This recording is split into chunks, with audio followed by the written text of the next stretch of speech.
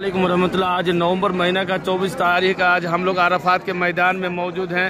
आज हम लोग अराफात के मैदान में मौजूद हैं। देखिए हमारे टीम के सारे लोग अराफात के मैदान में आ चुके हैं। अभी इस वक्त हम लोग अराफात के मैदान यानी आदमी पहाड़ यानी आदम और माह अलैहिस्सलाम का जो मिलन हुआ था उस पहाड़ में हम लोग इन करेंगे इंशाअल्लाह ताला। हमारे टीम के सारे लोग यहाँ पर मौजूद हैं। हम मुरसलीन भाई आए हैं, मुरसलीन भाई आए हैं। मुरसलीन भाई अपने लोगों से खिताब कर रहे हैं, बोल रहे हैं।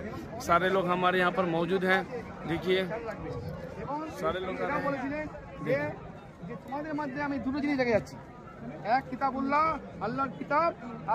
ये अराफात का मैदान है, ये अराफात का मैदान है।